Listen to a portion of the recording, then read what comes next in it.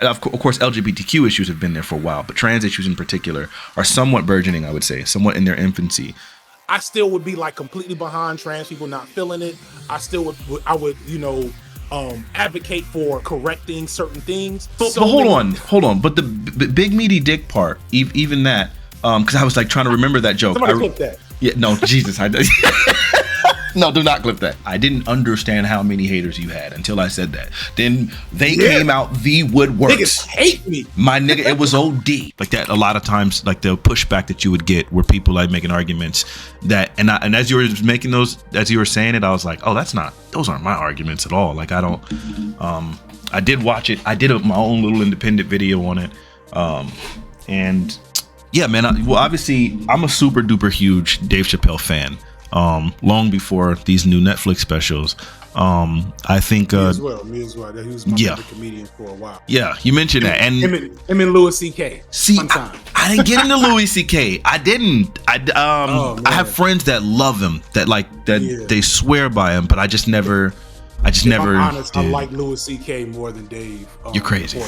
Really? For a time, like it was partially because I discovered Louis C.K. as I was getting older, and his comedy resonates, I think, more from an age perspective because it's really introspective. It's a little self-loathing. It's also a lot of stuff about having kids and parenting and being a husband, and so like Dave was always more like these zany, outlandish situations and racism and stuff like that. And so that's universal, but like Dave never really touches on his family and his home like a ton. He does more now, but Louis, that was like the core of a lot of his when I discovered him in my early 30s, that was the core of his comedy, and I was becoming a father. So for a period 10 years ago, that was like I was all about Louis C.K. That makes sense. I think a lot of times what we do is we kind of look for comedians. I think the job of a comedian, and for the most part, is to kind of give us some cause to reflect on experiences that we're having.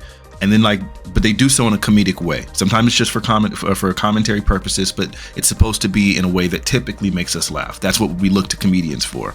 Like I look at like Sinbad, and I remember, man, it was simple stuff. Like I remember him talking about McDonald's and people taking forever to order.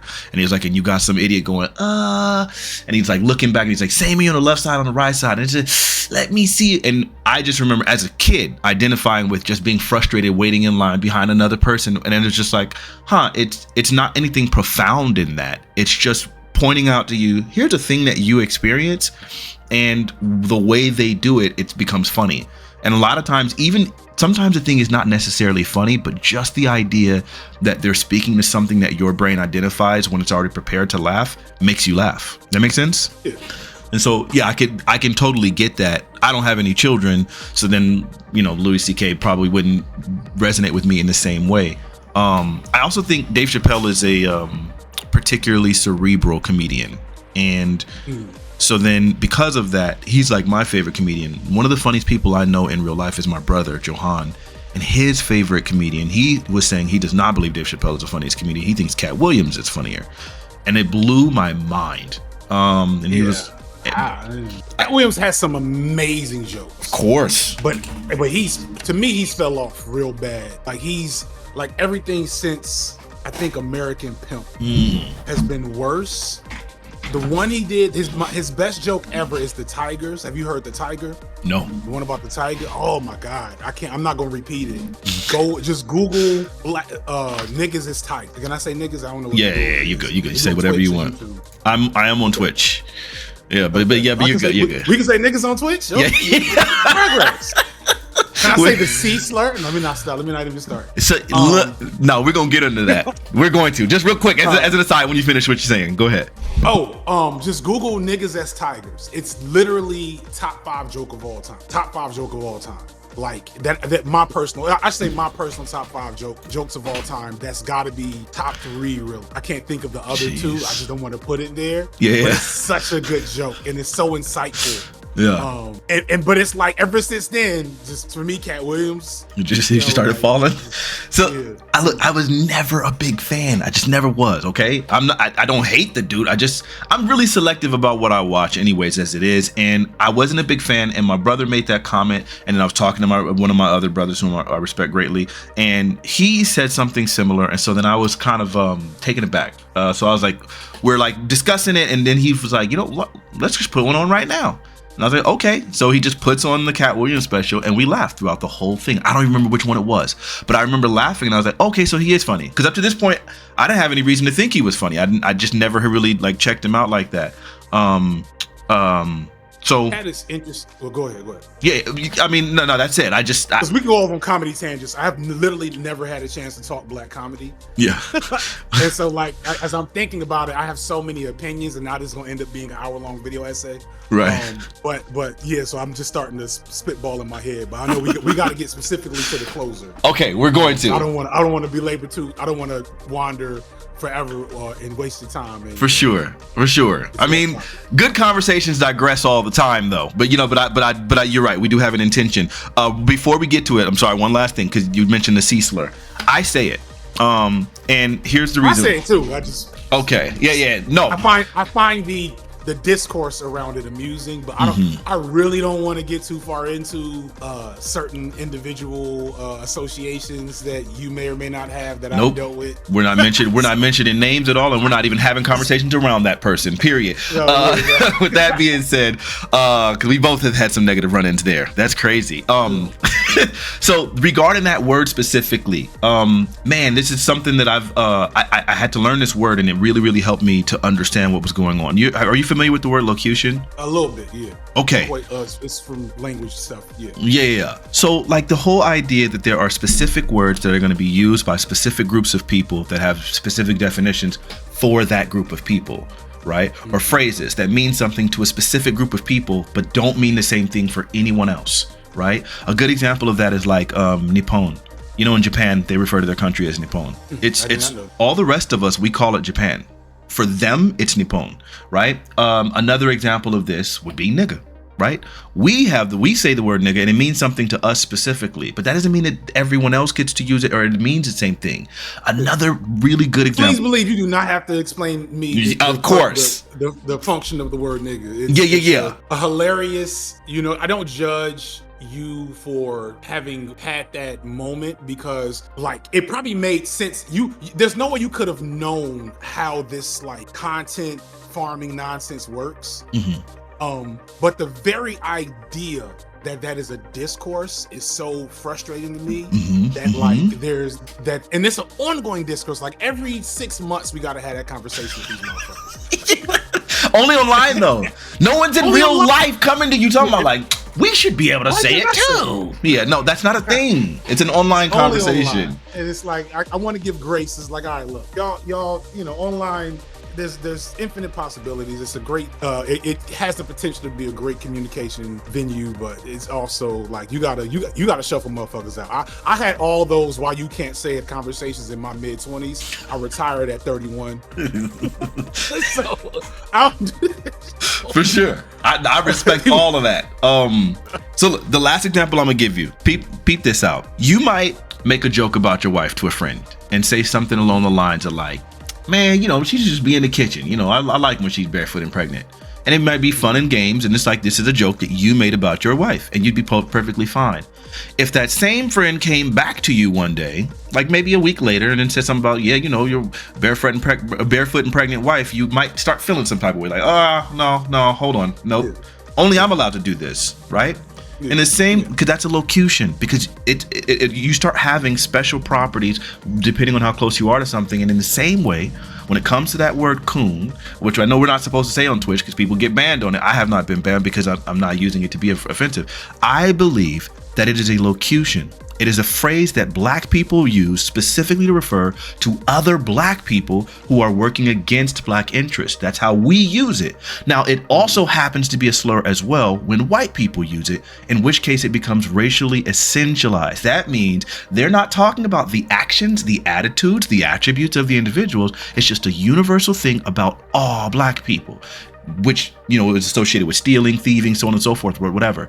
So so when I'm using the word coon, I'm not using it as a race essentialized thing. It's not all black people. I'm talking about an action. When they're using it, they're just demonizing all black people. There's a difference. But now our language, our locutions are being policed by white people, where they're saying our usage, our gaze, our appropriation, or whatever word you want to use, our view and perspective of this word is what we'll use to police how you use it, even though you have a totally different perspective, different culture, different locution. It's unfair. Yeah, that's why. So one, that's why I say fuck them people. But I'm assuming that you're taking this into the Chappelle conversation, because that tends to be where I take the most. I feel like that's where you have the most unassailable logical problem with that's where I have, I think, the most unassailable logical problem with Chappelle. I don't want to get into too tough the realities of trans issues and trans people. What I think has been most convincing to other people who did not have issue with Chappelle and his trans jokes is pretty much that same argument, that look, what you're allowing Dave to do here, using your words, is to like transgress internal locution. Locution. Yeah. An internal dynamic that you don't get to just come in and make these jokes about a group of people that you don't really have any attachment to. And your attachment to them is, what is it? Inch deep and a mile wide. You know what I'm saying? So like you end up doing really bad things with your jokes. And that's kind of, and that end is just like, I feel like we're four shows in now with Chappelle, and that's like 30% of his jokes. For the closer, it was more than 30%. It was more than 30%. No. I'm sorry, not the closer. What did he just come out with? Because is the closer the one? Which one? Because I've done 2 videos about Chappelle now, my main channel and my side channel. Yeah. Which one was the most recent one? Was that the closer? No, the closer was, I don't know, I forget the name of the most recent one. I can look it up. My boy went to it though. He saw it in person. It was pretty. So the closer was the worst one. It was like 75% of the closer. Easy. Easy 75. And then like this other one, it was maybe more like 30-40%, thankfully. I can't remember it though. I can't remember the name of it. I'm sitting in front of my yeah, I'm trying to look it up myself. The Dreamer. There we go. Yeah, that's it. So okay, the closer, it's really gross. I felt like the closer was not as funny for me as it should have been. And the reason is because, and I'm pretty sure you'll probably have a similar experience. Okay, I think a comedian's supposed to be ahead of you. And this is Dave Chappelle's take. They should not be able to know your punchline before you give the punchline. That's what a good comedian is supposed to be able to do. It's supposed to almost shock you, which also triggers the funny in your brain. Well, with the closer, I don't feel like he shocked me like the vast majority of the time. And the reason is because ever since, the long hot summer of, whatever, of 2020, I've been, at home. We were in lockdown. So I was in these leftist spaces having a bunch of debates and conversations. We were on these panels weekly, 2 of them a week, and sometimes like personal conversations. And trans conversations dominated that space. No matter what topic you would talk to, it was going to find a way of weaving into trans issues. It was literally like 95% of the time. And so because of that, we've had all these very like in-depth, nuanced conversations about rights, about bigotry, about transphobia, et cetera, et cetera, et cetera. So because of that, we've had to get into all of this nuance. Whereas it felt like Dave was so incredibly surface level, which is not what I expect from Dave. I expect him to be the cerebral comedian that really pushes me to see things in a way that I've never thought about or whatever, but it felt very surface level. And so I felt like I got robbed of that special. To me, it was lazy. It was beneath him. I expected better from Dave. I think this is part of getting older. You start to kind of like de-iconify the people you looked up to and that like impressed and influenced you as you were younger, because as you get older it's easier to identify the shortcomings. It's like I have 2 sons. My sons love the shit out of me now. They think I'm amazing. At some point in the next 10 years they're gonna be like, oh, that nigga ain't shit on some level. You know what I'm saying? It's just the nature of how it works. And so like that's Dave was Dave was like, when I think about, you know, the love I had for Kanye or Diddy or whatever, like Dave is lower on the totem pole in terms of disappointment, but it's just the nature of the beast. Like I said in that video, like this man didn't even mention like January 20th had happened, if I'm not mistaken, in the time where he was doing this show. It's like you had no, we still haven't gotten any jokes about that barely from anybody. I wonder if that's like some conspiracy shit. Is January 20th Buffalo? What is that? I don't know what that is. Not 20th, shit, January 6th. Oh, okay. January 6th. January 20th. January 6th, I'm pretty sure happened then. You know, I make the comment like a girl glued her hair to her head. Dave Chappelle makes jokes about it. That's not highbrow, but I want to see how Dave Chappelle makes that into a joke. Yeah. You know what I'm saying? Like all these different things that he could have did to do, you know, it's interesting. It's one thing I've you know, to empathize with Dave and why he dedicated a whole show to. There's something that happens to your brain when you become when you get famous. And I'm seeing that at my modicum of fame. I call it being fake famous, right? Just being a big YouTuber, which means that most people don't know who I am, but I get recognized out and about pretty regularly, and you know, I get thousands of comments, you know, from all these different places, et cetera, et cetera. Funny, I just finished talking about this with somebody. I don't remember who it was. When you're taking in so much information about yourself from people that don't know you, you begin to turn down your capacity to take any of that seriously, to like really engage in that criticism, because it's just not possible to do it effectively. Like if I think I made the comment. I was talking to Oleyemi. I just call it that because I won't fuck up her last name. Yeah. But I might get 20,000 comments on a video. I'm only gonna read 500. Out those 500, you know, 485 are going to be positive comments, ranging from "I really enjoyed this" to "oh shit, you just changed my life." You know what I'm saying? And then like 15 are going to be negative, and out of those 15 negative, 12 are going to be just complete bullshit. That's like you didn't watch, you don't care, you're a fan of somebody that doesn't like me. You know what I'm saying? I'm not, you know, whatever, I'm not paying you no attention. And then 2 are gonna be like something that makes you go like, oh, okay, that's a good point. That's something I missed. That's something I can improve on, whatever. Sure. But that's so rare. You know what I'm saying? Like that's a rare occasion. And you know, for your own sanity, you stop engaging with that. And then on the flip side, before you get to that point, and this is I think what happened to Dave. Dave was a Hollywood darling. I pointed this out in the video. Dave had a very, very privileged come up in Hollywood as a black comedian, in that he was never a black comedian. Dave immediately started with white audiences in a way that Cat Williams, Sinbad, etc. never did. And so Dave had never gotten really criticized on a high level. And so Dave was like, y'all got me fucked up. So here's a whole hour-long special. How about how y'all got me fucked? It was still wrong from my perspective, but I get how you do that, because there was times when people were coming at me sideways where I'm like, I'm fury on these keyboards. I got 20, 30, 40 minute long response videos to a bunch of different assholes that are lost in the wind because my wife said, nigga, don't do that.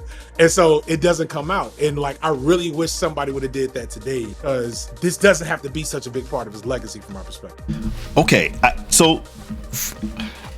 feel like I think we had different perspectives when it came to the idea of why it was disappointing. Because while I saw, like, again, it was very surface level, I guess I didn't attribute that to laziness. What I mostly thought about it was more so that one, like, I think trans issues as like being part of like mainstream political discourse, I think it's kind of new, somewhat burgeoning. And I feel like of course LGBTQ issues have been there for a while, but trans issues in particular are somewhat burgeoning, I would say, somewhat in their infancy. At least they were. And it feels like I expect most people that aren't like in online circles and stuff not to be even like really ready to have those kinds of conversations to that level. And also I think part of it is the idea that you have to appeal to an audience in a way that they understand. And I constantly was like explaining to people during like around that time that I believe, no exaggeration, I believe I've interacted with more trans people than everyone in my like immediate and distant family combined by a lot. Because they're not online people. My family is like a very, very, I have a humongous family, by the way. I have 4 older brothers, 2 older sisters, mom and dad, all same biological parents. We all lived in the same house. We were raised in the same household. So it's like a 9 household, right? 9 family household. And yes. And then my grandmother had 8 children. Or I'm sorry. My grandmother had 6 children. Ooh, I know that's some dope cousin moments. Man, if you see those photos, it was like literally like 70 people, because then my mom's siblings had a lot of kids sometimes. And so, but before long, we would have these family functions where it's just a lot, right? And this isn't like just from these two, the two, you know, my grandmother and my grandfather, just them down, like not even going to their cousins and all the other stuff. Right. So it's like, I said all that to say that like I have a humongous family, and I still genuinely believe I've interacted and engaged with more trans people and trans content than all of them combined. So for me, when we start getting into like very nuanced conversations about trans issues, it's like, okay, I already know I've lost them. They're still even trying to understand what is transness, right? Like, and so I think for Dave, I could be wrong. I don't know his intention for sure, but I really looked at it more so as opposed to laziness is more so about idea kind of just kind of dealing with the surface level, because that's where the world is at this point. And if he goes too deep, then I don't think most people can keep up, because you'd be putting the cart way before the horse. Yeah, I disagree though, because so laziness is that's my hammer. I don't know what to call it, but I know he didn't know what he was talking. And okay. He didn't put in the effort to figure those things out, and he knew that he didn't have to, right? Or I perceive that he knows he doesn't have to, that he already feels like, because you made a good point in that trans issues are, you know, emerging as a thing in like popular discourse. You know what I'm saying? Like people are emerging to the idea that that's a thing that they should be at least somewhat cognizant of, and not just, you know, throw rocks at off GP, right? You have people making the attempt to not be overtly offensive or harmful to trans people and people with trans folks in their lives, etc. So knowing that, he can make a joke about trans women cutting off their penises, and knowing that people will laugh because they don't understand how inaccurate, offensive, and shallow a joke that is. Because it's funny to, I compared it to chicken and watermelon jokes. You have a group, you have a dominant group, you have a subordinate, and the subordinate group doesn't get to tell their own stories, doesn't even get to speak for themselves much, which is why, like, generally speaking, and I'm gonna even still very much tread lightly here, I don't like talking about trans issues in public. I will say, holla at my homie Bellamy, holla at my homie Professor Flowers, holla at my homie Jesse Gender, etc. Holla at the homies that do that are trans, that can have this conversation with you. I'm a cishet man with 2 kids. I can talk to you about anything from Tekken to Pan-Africanism. That's all me. But, you know, like, if you want to talk trans issues, I want them to speak for themselves. That's much better than, there's so many reasons why I think that's better. I don't want to get into it. But I also had to come to understand that that's not always ideal or effective for communicating around these things.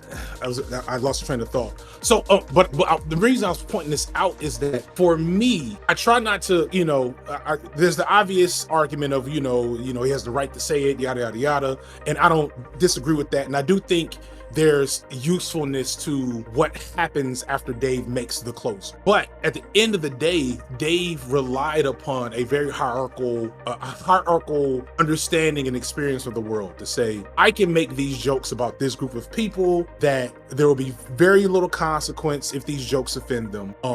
The people that I'm making the joke to are already aligned to laugh at them and not treat them with, you know, dignity and humanity. And, you know, fuck it. which low-key, I feel like he said that at least once or twice during these two, you know, these two things. So, a last thing, perfect example of Dave's insightfulness. because this is the reason why I feel like it frustrates me. In the Dreamer, right? He makes a very offensive but amazingly insightful joke about his own audience being a handicapped person, where he's like, you know, he makes one trans joke and then he says, okay, I'm not making any trans jokes. I'm only making handicap jokes now. And then he impersonates a person that's handicapped. And then I'm not going to repeat that shit. But the punchline to the joke is that the handicapped person says, I didn't come here to be offended. I came here to laugh at trans people. And like, to me, that's what I come to Chappelle for. I'm not expecting the people who are, you know, disabled to think that's funny and to be the punchline of the joke, but they're kind of not. The punchline of the joke is the very nature of offensive comedy and like where people draw or should not draw the line. Absolutely. And so if that were how Dave handled his trans jokes, I still would be like completely behind trans people not feeling it. I would, you know, advocate for correcting certain things, but I would be much more generous to Dave's comedy because it truly be something masterful in that. If that makes sense. Instead of just, you know, a trans woman throws her penis on the table like that. That was a literal punchline. Not in the close, but like in one of his other comedy specials where he makes a trans. Right. Okay. So look, I hear where you're coming from, and I also respect the joke. I think he made another similar joke about his audience where he said something like, but it was more about cancel culture, and I just remember him like the joke being on the audience. Where he was like, you know, I'm gonna do impressions, and then he like does like the I don't understand you. The Asian. No, not Japanese, that one. Where he's like he goes, I don't understand what you're saying. I think you whatever. You shouldn't have a job or something like that. And then he goes, and who do you guys think that is? And he's like, that's you. That's the cancel culture thing, right? And I remember that one caught me off guard. And my buddy inside, my brother, he laughed. I mean, he didn't find that funny. He was like, oh, it was too obvious. I knew where it was going. And for some reason, I didn't know where it was going. It caught me off guard, and I found it incredibly funny. Because shock is funny, to some degree, within whatever. Okay, so on the closer, I feel like it blew my mind when I saw the reaction that people had about it, about his trans jokes, and just about his trans jokes and about the LGBTQ stuff that he was saying in general. Because to me, I feel like I swear to you, this is not a gotcha, or this is not trying to like sound like something, whatever. But genuinely, I feel like it was hyper trans affirming in a way that I don't think most people really caught. I want you to understand a few things. One, this is where I talk about the surface level. The very simple thing about referring to someone as the gender they prefer. That's so far, like that's not a conversation you're even willing probably to entertain anymore, because it's like so beneath, right? Like we're way past that. We're well past that. We are. You understand that the vast majority of the world are not. Like they're still stuck in the, why do I need to use a different pronoun for you? What, like, why can't I call you a he if you were born a male, right? Like they're past that. They're not even at the point of like understanding the difference between gender and sex. Like again, we take a lot of these things for granted because we've been in these conversations. One of the most normalizing things that Dave Chappelle did the entire time was, one, specifically referring to trans people by proper pronouns. That in and of itself, can you imagine how many conservative anti-trans people see that, and now because they see someone whom they respect, an icon of sorts, could you imagine how many people that would immediately come and say, okay, you know what, I guess the pronoun thing isn't that big a deal. Do you think I'm reaching? Yeah, so I mean, it's not so much that I think you're reaching. I am going to decline to dictate what's trans affirming, because I don't know, you know what I'm saying? And like, I'm going to present the idea that you can be politely an asshole, that you can have nice racism, you know what I'm saying? And so like using pronouns was nice, right? But like so much of the other stuff undermined the use of pronouns. Like so much of the inherent logic of the other humor and jokes undermine the pronouns. And so like I know plenty of people that are willing to use a pronoun, but are more than willing to also support anti-bathroom bills. You know what I'm saying? So it's kind of like there's, you know, it's kind of like nice racism. You know, like I know I'm here in the South, right? I've shook the hands of plenty of white people in at work and you know, just my personal life. Oh shit, there you go. That are very nice to me, like in like up front, and are actively pursuing my destruction. You know what I'm saying? Like, and so like I don't give that much credence, because that's very bare minimum from my perspective, like just as a black man. So like if I were a trans person, that was the first hurdle. We had 7 other, like, you know what I'm saying, like it's the hurdles, what is it, 10 hurdles? So you got over the first hurdle and you tripped over the next 9. I'm not really going to give you a lot of credit for your race, you know what I'm saying, for your attempt at the 110 meter hurdles.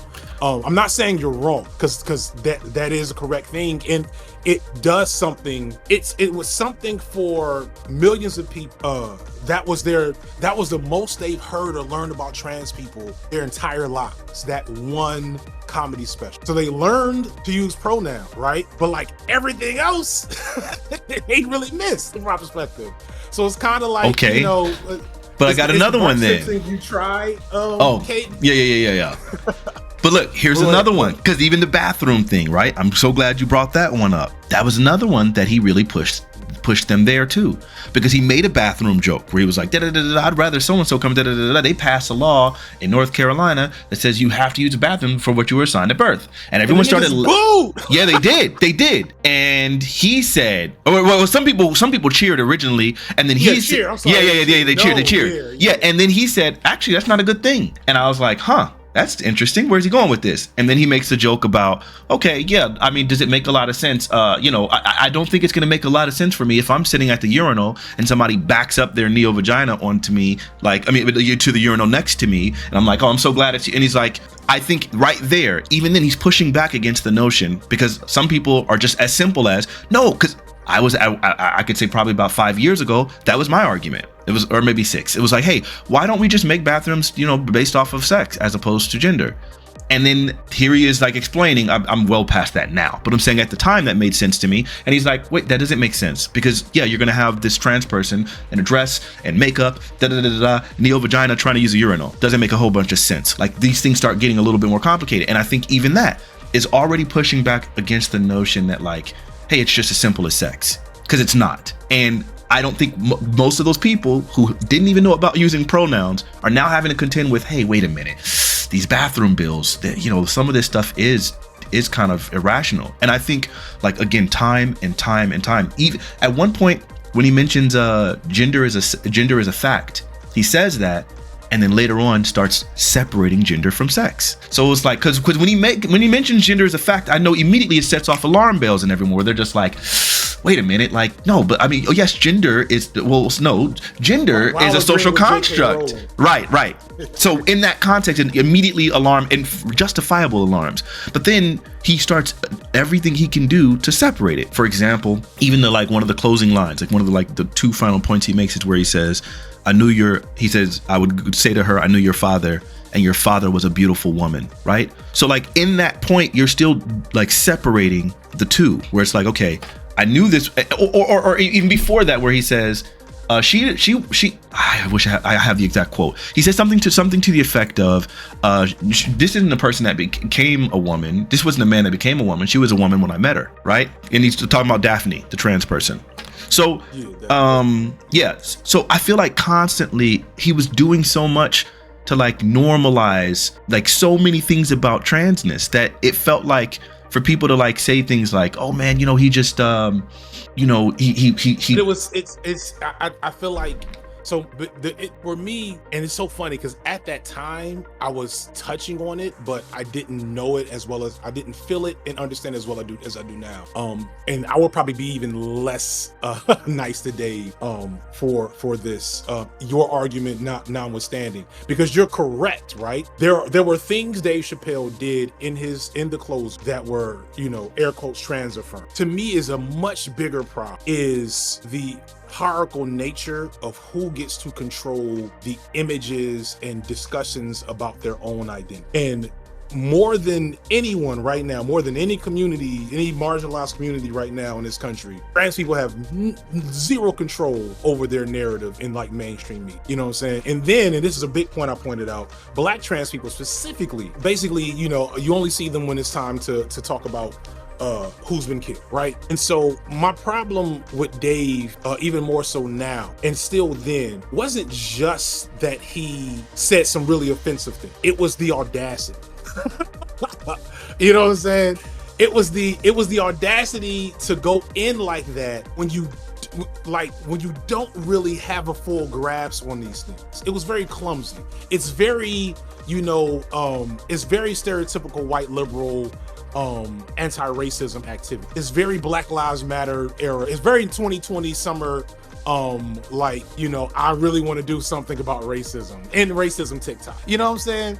Like, and like, so the sentiment, if we want to just say, oh, the sentiment, I get you. That's nice. Thank you. But the problem is how having a large platform makes that such a perilous and dangerous thing to do. And if you're really about that life, then you have a trans person in the writer room with you or something. Like, you do the research. I don't know what you do if you're Dave specific. Maybe you just don't do it at all. I often compare Dave to Bill Burr in this regard. Bill Burr makes a lot of Black jokes, right? There's another guy, just divorced his wife and his wife hates him and his kids hate him. I can't remember his name.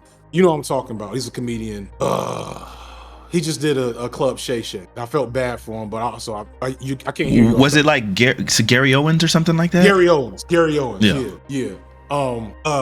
So those are white people that, in an ideal world, they still don't make blacks. If you ask me, if I get into my Dr. Umar bag for a second, I don't want to hear your goddamn jokes. But I hear some of them shits, I'm like, okay, that was funny, nigga. You all right. But they're funny because those are two white people that have had a significant immersion experience within Black culture. So they don't make chicken and watermelons. They don't make Black jokes like Daniel Tosh. You know what I'm saying? If you remember Daniel Tosh. They make Black jokes that you can only make if you have an intimate relationship with Black people, because you know and understand that shit and you get the humor, right? And so you'll get a nigga to laugh, you know what I'm saying? And it won't be an uncomfortable chuckle. It'd be like, I see you laugh. Yeah. What Dave did is the opposite. It's a Daniel Tosh version of that same thing. But with his legendary status and with his huge platform as the most attention grabbing comedian in the world at the time, and probably still right now, his little bit of useful nuggets, I think, is greatly outweighed by the really negative things he did. And, excuse me, even if they weren't, for me, the way I feel about like big platform, like I don't know how much you watching me. I've barely made any really political content in almost a year now, because what I've just personally just started to feel is that when you put out really important ideas on your platform speaks for you in ways that you can't control. And those ideas reverberate in ways you can't even foresee. And so it becomes... Can you elaborate on that a little bit? The best thing I can say is that there have been ramifications from my political content that have affected real life things in ways that I wasn't expecting. It made me feel unsafe in my city. And that's as far as I'll go, right? Nigga, I'm a YouTuber. You know what I'm saying? I'm not a politician. I'm not a public speaker. I got a channel. My last video was about rap duo from the 80s. And before, like the video before my last political video was about anime or something, you know? So it's like, you know, but millions of views, you know, and you don't know who sees it. And so there are gonna be many things you could point to in Chappelle's The Closer and all of his moments talking about trans people, that if you wanted to isolate them, you could say that is a positive thing to have happen for certain people in the audience. But because of how big a platform is, there's also just immense carelessness with not knowing what you're talking about and doing it anyway. And whatever good he did, like to defend bathroom bills and then come back and then, you know, I think the joke was the punchline was big meaty dick. You know what I'm saying? I'm almost positive that was the punchline of that joke after he defended the bathroom bit. And then to go into J.K. Rowling and compare transness to blackface, you know what I'm saying? Yeah. Like there's but hold many... on. But the big meaty dick part, even that, because I was like trying to remember that joke. Somebody clip that. Yeah, no, Jesus, I no, do not clip that. I'm deleting all my clips. That's it. That's fine. I'm kidding. But like even that thing, that the whole purpose of that, which I don't think that was necessarily, if the whole purpose of this is me talking about, okay, hey, tell me if this makes sense for a person to go into a female bathroom and pull a big meaty dick out or whatever, like da, and then like you're juxtaposing. We're talking about intent versus impact, right? I've done plenty of things to offend, black women, disabled people, black men in my content, and people have let me know about it, and I'll be like, I didn't intend to, but that's less impact. And I've tried to be more careful about it from going forward. I have a moderator and a friend that I create with who doesn't like the word crazy, right?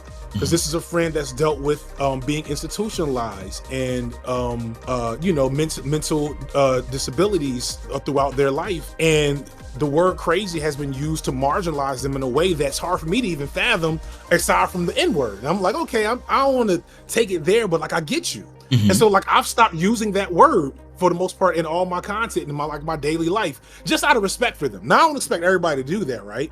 But like that's somebody that I call a peer, so I'm gonna do that. Yeah. What was the point of me saying? You just said something. We were talking about the big meaty. Oh no. So so when I use that word crazy, I never think about it in terms of like being institutionalized or like the horrors of what that means to be T80 whatever it is here in Atlanta. Like that's something that would be done to them. Yeah. 5150 wherever you at. Like I worked in social services. Like there'll be a child having a breakdown because of all these different things going wrong in their life, and they say, yeah, we're gonna send you to an institution for a couple of weeks because you're so I get the trauma of that. So my intent for whatever comment set my friend off was not to harm them, but that didn't change the impact. And when you're a Dave Chappelle, and if you want to be above critique at a minimum, let alone like your legacy and what we expect from you and your capabilities that you've shown us, if you want to be above critique, if you want people's arguments against you to not have a lot of teeth, then you got to do better than what it's not just did he have good points. I guarantee you that if I watch it back, I can find things to pull out of it. The criticism, two things to be true at once. You know what I'm saying? So I guess I probably have to go through it again. What I'm gonna have to do, I'm probably gonna have to get like a trans friend or someone, and then have us go through that special together. This is something that you and I cannot do. It would make the most sense. Someone that is also on, like, not just trans friend, but like someone who is up on this shit. Yeah, exactly. Because that's kind of the thing. Because here's the thing. I'm always hesitant to do this because niggas get mad, but I don't like when white people talk about our shit. Sure. I be getting real annoyed. You know, I've told a few creators, hey, don't say shit else about anything that I would make a video about. Yeah, I get it. Like, because you ain't gonna do it right. If you want me to come through and have a section in your video, I might do that, like whatever. But like, yeah, like just be more, because it's, even if they do it perfect. There's a creator, I won't name. They did a video that when I watched the video, I was like, I get you. This wasn't bad. Still, I feel it feels frustrating because I think ever since like the long hot summer of 2020, I think, man, just seeing all the performative TikToks, like when people like were doing the blackouts and all that kind of stuff, it started rubbing me really, really, really wrong. It actually really bothered me to a great degree, because it made me realize, one, like a lot of people were almost, I hate using this phrase, but it is just facts. They were fetishizing black trauma is what they were doing. And I think that stuff started getting to a point where it started feeling like, wait a minute, hold on. Like you're not actually engaging on these issues. You don't even know what these issues are actually about. Sometimes you're getting a lot of things wrong. Like I don't even trust your intention behind it. Also, you're like, now your voice is becoming louder than the actual black voices, who, whatever, so on and so forth, who have a lot more nuance. And then for all of these reasons, it would bother me to some degree. I'm never going to make the blanket statement, I don't want white people to talk about it, right? Because I think that goes a little bit too far. But I do understand the idea about centering the harm around the individuals and allowing their voices to be the primary voice when we're going to be discussing the harm that they're receiving. Totally agree with that. And likewise, so even with this Dave Chappelle thing, it's because I'm not the purpose I'm talking about is not necessarily to just greatly center the harm. I'm trying to frame Dave Chappelle appropriately and the closer appropriately, and I feel like I can only do that. I have my perspective as a black man, doing commentary on a black comedian, but then we're gonna get into that. But then obviously when we're trying to like frame the trans harm, then a trans person's gonna have to be able to like counter or contend there. As far as the black man, go ahead. Well, no, to kind of piggyback, but also add nuance to what you were just saying. Like, and it's not even just so much like, because you're correct. I don't want no white people to ever talk about race issues, right? But what you touched on is like, as soon as we get here, we have transmuted this from being a discussion or an opportunity to learn into content, right? Into a commercial venue. Yeah. And that warps and what's the word I want to use? That warps everything. Sure. You know what I'm saying? Listen to this. This is something that bothered me, and I don't hate this person at all. I will name drop here. Yeah, he can handle it. He deals with enough anyway. But I remember when when Derek Chauvin was convicted, and I remember Vosh. He had said he was like doing a video, and he said, "We did this," pointing to himself and his community, right? And he says, and this is great. I'm going to be debating conservatives about this over the next X amount of time. And I remember in that moment, it really became crystal clear to me. Like, for me, I felt such an insane sense of relief. I'm pretty sure most black people did, because obviously we've seen in like Philando Castile and like Trayvon Martin, all these cases, and it took forever for Breonna Taylor. Like, they still haven't, they don't get the justice, right? Like, so for a lot of these things, I genuinely was shocked that he actually got convicted. I genuinely didn't expect him to get the justice, right? So for me, I feel a sense of relief. I feel a sense of joy. I feel like a sense of justice. I feel all of these things. They felt more elated at the opportunity it was going to present them for content. That's what it felt like to me in that moment. And maybe that's not all. Maybe all those other feelings are there too. But you know what I mean? But that felt like that was the main. Yeah. And so it's such a palatable part of this creator economy on the left is, marketing, commodifying, and capitalizing off of not just black trauma, but also bringing it back full circle, trans trauma. This is one of the reasons why, like, I have a trans video in my like back pocket that I've been sitting on for almost a year now. I was gonna drop it in June, but then Drake got destroyed, and we're gonna do something. I have something I want to work on much more. For sure. So I don't know when it'll come, and I've been not doing it for a while because there's a very icky part of this process that I don't like, capitalizing off of issues too tough that I'm not directly connected to. Like, so if we go, black trauma is everywhere. It's not going anywhere anytime soon. So if I can make a couple of coins talking about Baby Boy, you know what I'm saying? Or what is a movie I just did, fucking Bamboozled? I'm gonna get those coins. You know what I'm saying? I'm gonna talk my shit. You right? Cool about that. But like, as I get out of my pocket in bubbles, it feels like a certain person that we're not going to talk about. But one of my issues with that person is they genuinely don't seem to care about any actual issues other than their ability to talk about them and make money debating them. 100%. You know what I'm saying? 100%. And I find that gross. Yeah. No, it's absolutely disgusting. It's cynical. And when you learn it, then it's just like, what the freak are we doing? I don't want to get too far into that, but like, then it's like, why am I'm not engaging with this. This is gross. I refuse. So, okay, there's another thing that one of the major points from your. I want to talk about something you said earlier. It's a bit of a tangent. It's a little bit off, but it's just because it resonated with me. It's something that I'm dealing with now.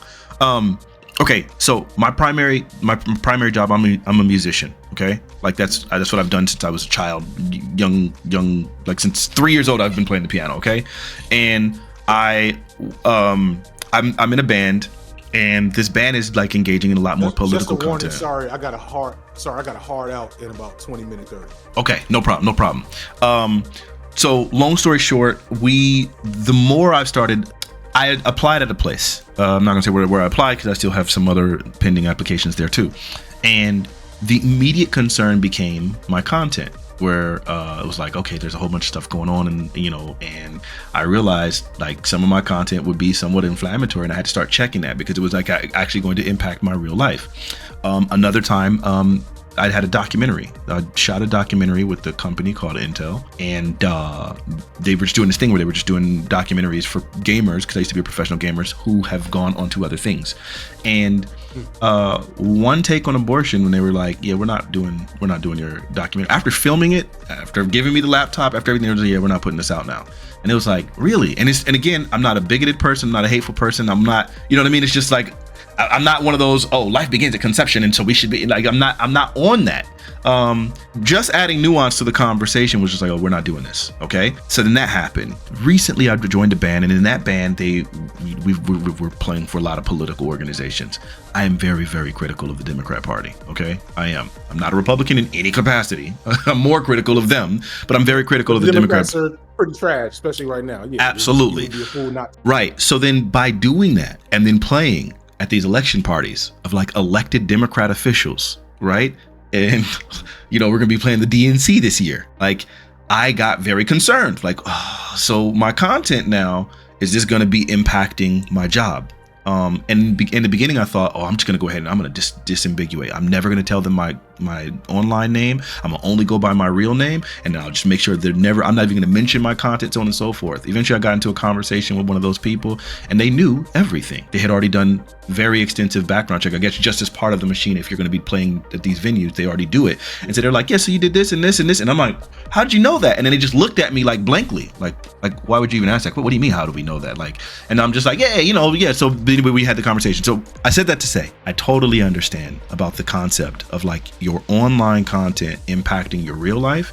It is something that you have to truly contend with. And so I'm hyper conscious of that at all times. Because I'm a smaller content creator, I don't have like this insulation. Dave Chappelle, on the other hand, and I think this is why he resonates with a lot of people. He resonates because everyone else has to be conscious from a state of fear. It seems like he's particularly aware and conscious of like the impact that he has, and unconscious of the intent of the individuals who engage with his content and would want to cancel him. But he's also aware that he in particular is impervious to the canceling. Yeah. And I think so then that makes him resonate, because people are like, he's saying the things that other people want to say, some things that are rational to say, but that they can't say. Yeah, so there's probably some truth there. I find that with comedy right now, the cancel culture thing feels like not a scapegoat. What's the word I want to use? Boogeyman? I want to say excuse, but there's a phrase that's better describes it than boogeyman or scapegoat or excuse. I can't remember. Red herring? Okay. I don't know. Whatever. The point is, like, for example, like Seinfeld just came out with a movie that everybody's saying is horrible. And Seinfeld's a guy that talks about, oh, cancel culture's killing comedy so much. And there's a lot of old comedians that complain about cancel culture and newer, unfunny comedians. But nobody talks about the fact that, Bo Burnham had one of the biggest comedy specials of all time a couple of years ago in 2020. Or what's the really weird dude? He has one skit where he's in a hot dog suit. I don't know. Somebody know who I'm talking about. White dude put on a hot dog suit, and it's like somebody crashed a hot dog truck into a store, and he's like, "Who did this?" It's funny. I'm fucking it up. My point is that there's still good comedy being made. There's a million niggas on TikTok and YouTube right now. Caleb City, perfect example. That nigga's hilarious. He ain't made a single trans joke, a single joke about disabled people, etc. Constantly getting views, constantly whatever, still managing to be funny. I ain't heard a single complaint about cancel culture. Mm-hmm. So cancel culture, so like, to be clear and empathetic, we've allowed identity politics to become cooked, for lack of a better way of putting it. Identity politics are cooked in a way that is uncomfortable to talk about, because we're still talking about marginalized people and people that suffer under the system. And we're talking about wanting to help those people. But the problem is the way that capitalism and white supremacy, yada, yada, really works is that it's like you ever see like a slime monster or sand on the beach or block? It's a constant erosion. I had a really good metaphor there, and then it turned into 3 different things, and I lost it. It's a constant erosion where if we come up with something dope or useful for marginalized and oppressed people, the system will eventually fold that thing into itself and make itself more powerful by using that. Right? A perfect example is like one of my last political video, one of my homies who's non-college educated, working class, unionized, like all these really significant leftist things that we talk about but are never actually attached to our content. He said, why did y'all even come up with ACAB? What happened to fuck the police? And I was like, that's fucking brilliant. What happened to fuck the police? You know what I'm saying? That was the name of the video, because it went from fuck the police to ACAB to defund the police to actually fund the police so they can get better training. Which is literally what happened in America after 2020. Like the police budgets exploded. Let's go Democrats. After they killed the nigga. You know, so let's go Democrats. Right, exactly. Police budgets exploded after they killed the nigga on TV. And then we marched and we tore shit up and they gave them more money. Bringing that back to identity politics and cancel culture, there's a problem in that these platforms and these discourses are dominated by petite bourgeois and very liberal. The radical folks are not really having these conversations. They can't build a platform as big as I've built. This is why I'm much less radical than people than the real radicals. I'll be on my ass. The moderates and liberals love me to death. The real radicals be like, nah, nigga, we need more. And I was like, damn. Yeah. And that's because when you do these little incremental things, when you have a cancel culture moment, everybody shouts about it on Twitter, makes a couple of TikToks, and then nothing happens, and they give the police more money. Yeah. So there is an argument around what happened with Chappelle and the concept of cancel culture to be made that says that we really need less of that. Sure. We genuinely need less hashtag anti-blank moments in our social discourse, in our political activity, etc. Because it wastes energy, it makes people think they did something when they really didn't, and it allows it to be commodified and recaptured by the status quo.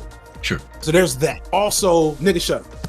You don't know what you're talking about. There's also that moment. Right. There's also those things. And so it's like it's again, 2 things be true at once. Like when you're talking about, I don't know, I lost train of thought. It was something you said about Dave. The point I was trying to get to is like essentially stay in your lane. You know? Okay. And so I know we got 15 minutes, so I'm gonna try to run through a few of these things, right? First off, to address like the stay in your lane thing. I think it does make, I understand it, but I think everything has to be within reason. And I think part of the job is like being a provocative, irreverent comedian. He talks on literally everything, right? So he talks about Jews. Like, listen, I'm so uninformed about like the Middle East politics and like foreign like politics. So when he told the space Jews joke, do you know I had no idea what that joke meant at all? Like, not at all. Now that joke meant something? I thought it was just a funny, ridiculous thing to say. Really? Man, so what he's talking about is Israel-Palestine. So he's talking about like the Jews, or a group of people who leave off to other planets and so on and so forth, yada, yada, yada, live in another world, aka they lived in there, then they eventually come back, reclaim the place, and then say that it's now theirs, and then want to kick the other people out of the planet that have now been there for X amount of, I think he said 2,000 years, and we call it space Jews. I'm gonna go back and listen to that. I completely missed that. I missed it because I didn't know anything about Israel-Palestine. I only learned about Israel-Palestine because of October, whenever that date was, right? I'm terrible with time. So, and perfect example, right? So like, I really don't know. I'm probably was in the same spot you. I'm focused on niggas. Right. I'm focused on the shit that's happening around me. Like you telling me about what's happening in Israel-Palestine, I'm like, okay, that sounds serious, but I'm reading these books. This is where my degree's at. I don't know. Right, but people were coming to me like, FD, say something, make a video. And I'm like, I'm not about to Google this shit and then make a video to 700,000 people so I can either underinform or at best underinform, at worst misinform people about this shit. Nope. I will hold y'all up in solidarity, but like, no, you're asking me to make a commercial product around a serious thing. And I'm not. Right. Yeah. Nah. Yeah. Miss me with that. So that joke I thought was, again, when he said it, it fell flat for me. I didn't laugh, and there was a few groans in the audience. I think from a few educated people who knew what he was talking about and what the joke was. But everyone else was just like, oh, okay, he just made a joke about Jews. right? So, but the thing is, like, as a comedian, like, that's what Dave has always done. He's always been very provocative. He's like talked about the fact that, like, when things are happening, people look to him a lot of times to, like, hey, give voice to these things the same way how they're doing with you, where it's like, hey, nah, bring, like, we want your content there. So I think, like, while I understand you shouldn't center, like, you shouldn't try to center yourself per se, but I think him having commentary on it makes somewhat sense, especially considering how dominant it's become in political discourse. The other thing was regarding like, I hear a comment that a lot of you guys had made was about black erasure. Because it felt like you guys kept saying that, hey, he's like erasing black trans people, or he's, or, you know, whatever. And I think that there was a reason why he did that, and he made it crystal clear. And I'm just going to pull it up so I can find the exact quote really quickly. He says, hold on. Man, I have too many notes. Oh, here it is. Here he is. It's where he ended up making a statement like, hey, yeah, you guys, everyone was calling me transphobic and so on and so forth. And he said, no, I don't have a problem with LGBTQ. My problem was with white people. And then he said, and he goes through and he says, not to cut you off, but I think I know where you're going. Go ahead. His most salient critique is of white LGBTQ, the political movement and social movements. Was white people as a whole? Yeah, because how they're white before they're gay, which is a phenomenon that happens across a lot of things that intersect with whiteness. White women, white queer people, white Jews. You know what I'm saying? Like, all these communities, if the white comes first, it always ends up doing some fuck shit. Right. And so that was a salient critique that I tried to give time for, because I don't think it's a critique that's made enough. But it's also, again, you know, you tread lightly. But that would have been, I think, if he'd have done that more and dug into that more, I think that would have also been valuable, because the problem is the black erasure thing is a fancy, you know, online left way of talking about the fact that all the negative stuff that he said and all the negative ramifications from his special and his rhetoric is going to affect black queer people first. And that's kind of the thing that is the problem. It's not specifically just that he acts like black people aren't gay, which he facetely does. And that's an issue among community, where we just kind of, like, when we think about queerness and gay people, we don't think about black people in that, like, group. And so that, one, erases them and makes them feel unseen and out of community, which is a whole nother set of issues. But also specifically because when bad things happen to gay people, they happen to black gay people first. But but just to interject real quick, but didn't he, when he specifically was telling the joke about the white trans woman who was from the photo or whatever, and he's like, and she had two gay black dudes on the side of her. He's like, they wouldn't have been more gay if they had a dick in their mouth. I knew that they were gay, right? And then he says, so when she's telling this joke, he's like, so he looks at the two dudes and he's like, hey, do you have something to tell her? Right, because it's not that he's not identifying or understanding that black gayness it exists. It's more so that he's saying there's a problem. Like, his entire ideology, I mean, he says it over and over and over again, is about the idea that, like a bit of an oppression Olympics. It's about the idea that white trans people do have an intersectionality of oppression and privilege. They have the oppression of the LGBTQ status and the privilege of the whiteness. And he goes into the example about how he gets into an altercation with the trans person and then they call the police on him. And he's like, that's my problem with the movement. Then in that situation when she's like, my people, and he says, wait, did your people come over here in Transylvania? Like, and and slay it, so whatever. Clifford, y'all got something to tell her? Or when he's and I found the exact quote where he says, yeah, I never had a problem with LGBTQ people. He said, my problem was with white people. And he says, if you listen through my jokes, and he starts listing them off. And he said, I said, maybe you guys shouldn't be having these conversations in front of black people,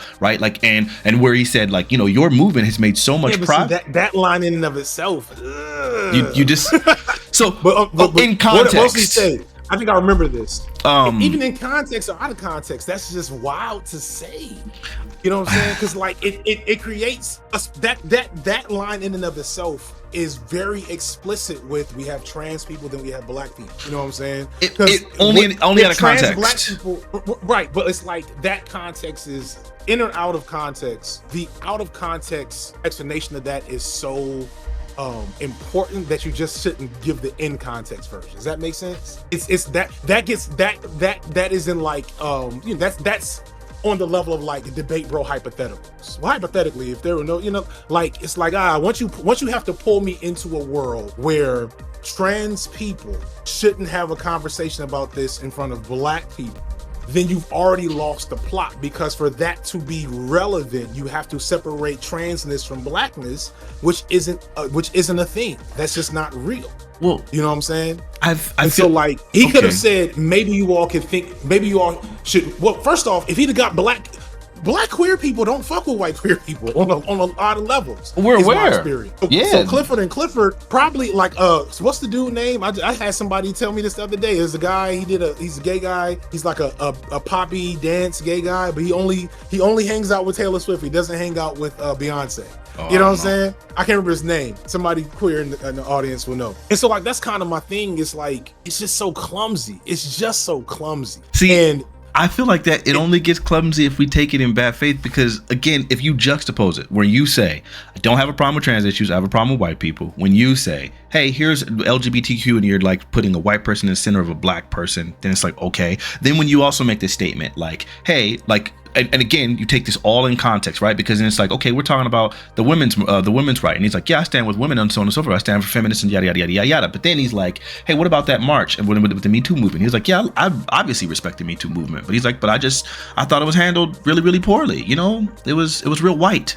Literal the word. That's a quote, right? Or when he says like, yeah, and so I asked my homegirl, you know, she's just one of my favorite people, she's a lesbian woman, da da da da, and I asked her what she thought about it, and she says, I hope those white bees get tear gassed. Right? I don't curse, but I don't mind if other people do. You know what I mean? But either way, so he says, yeah, I hope those white bees get tear gassed. So even then, he's like talking about a black queer woman, and he's talking about her perception of these marches. If I spend hours upon hours upon hours, both identifying black queer people, and then the entire time I'm always constantly demonizing, even when I'm talking about a trans person, I mention the race of the person. And I talk about, yeah, hey, no, like when he sets up the joke for that for that white trans woman, he says, yeah, I'm in the middle of so and so with you know the tiki whites, he calls them the tiki whites, the kind of the QAnon believer Trump supporters one, those kind of whites. So he's always centering the whiteness, and then so that's why he says, yeah, I told you guys that, you know, you shouldn't have these conversations in front of white people, black people. He said, I know niggas in Brooklyn who wear high heels just to feel safe, right? Which I know there's plenty of critique for that. Then he says, why is it easier for Bruce Jenner? Yeah. We're here, and that, but that kind of the point I was about to make, because I acknowledge what you're saying, and you're saying is correct. If we wanted to, like, I generally don't believe that Dave Chappelle actually has issues with trans people, okay. Right? Like when I compare Dave Chappelle to J.K. Rowling, or I don't know, fucking. There's a I think his name is Scott Linehan. John Linehan is another British guy that's ruined his whole life because he hates trans people that much. Like, I don't think he's over in that world, right? Okay. But he's got this. He's doing a black uncle thing, which comes back to something I didn't finish talking about earlier in terms of my perception, which is there's something about being an elder black man that I both adore but also like. Which is, if you are a black man that has managed to make something out of your life and to have lived to a certain point, who gonna tell you anything? I be feeling like that sometimes, and I be having to check myself, because I be like, people say the wrong thing to me, I'm like, what the fuck you nigga, you know you think about that. So of course I know Dave Chappelle is there. Mm-hmm. And the problem with that, somebody called it uncle syndrome. Like Killer Mike is doing it now. You know what I'm saying? Cornel West. It's like your opinion on everything isn't all that useful. You maybe should just be like, I don't know. I love Andre 3000 when he's like, make a rap album. He was like, why? Like, that was the illest moment in hip hop of last year. Is him being like, I don't really need to talk about this shit. Yeah, and nothing really to talk about. And so like, I think that's where Dave is, because, and that's why, like, when you say take it in bad faith, it's hard to give good faith to a person who's operating in that space. When he made those same jokes 2 or 3 specials earlier, and people were like, hey, that's not it. And so then he quadruples down. It's no way to be in good faith at that point. You have to take that in bad, because you've shown you haven't learned anything. you've shown you aren't really listening to what we're saying.